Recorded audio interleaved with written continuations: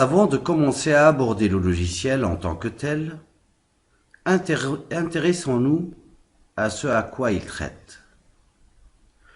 Comme vous le savez déjà, ce logiciel traite d'images. L'image est composée de formes et de couleurs. Avant de nous intéresser aux formes, intéressons-nous plutôt à la couleur et essayons de comprendre ce phénomène que notre œil perçoit dans la nature. Il y a une expression française qui dit « La nuit, tous les chats sont gris ». Vous vous êtes sûrement rendu compte que pendant la nuit, en absence de sources lumineuses suffisantes, on ne perçoit pas ou presque pas de couleurs. Par contre, le jour et en présence d'une source lumineuse suffisante, nous nous retrouvons en présence de millions de couleurs. En effet, la source de lumière en question est le soleil, qui nous fournit cette lumière appelée lumière blanche. La synthèse de cette lumière blanche a permis de découvrir qu'elle se compose de 3 ondes lumineuses, une onde rouge, une onde verte et une onde bleue. L'association de ces ondes lumineuses, 2 à 2, donne d'autres couleurs. L'onde verte plus l'onde bleue nous donne du cyan, l'onde rouge plus l'onde bleue nous donne du magenta, et l'onde rouge plus l'onde verte nous donne le jaune. Ceux-là sont les couleurs d'affichage, et leur perception est en fait un résultat de leur réflexion de la lumière blanche. Il s'agit du mode RVB.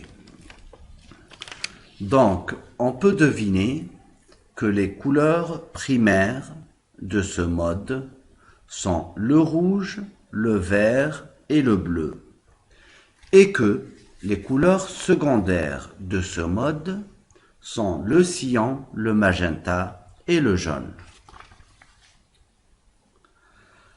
L'homme, par son génie, a pu créer un autre mode de couleur qu'il utilise pour l'impression et la teinture.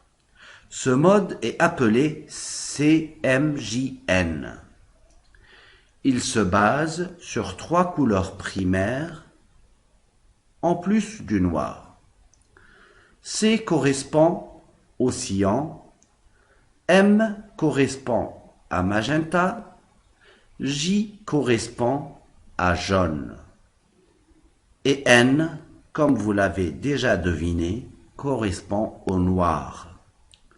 En effet, l'association des 3 couleurs primaires, 2 à 2, nous donne cyan plus magenta nous donne du bleu, le cyan plus le jaune nous donne du vert, le magenta plus le jaune nous donne du rouge. Vous constatez sûrement que les couleurs primaires dans le mode RVB correspondent aux couleurs secondaires dans le mode CMJN et inversement. Si l'association des 3 couleurs primaires du mode RVB nous donne de la lumière blanche, comme expliqué précédemment, par opposition, l'association des 3 couleurs primaires dans le mode CMJN nous donne le noir.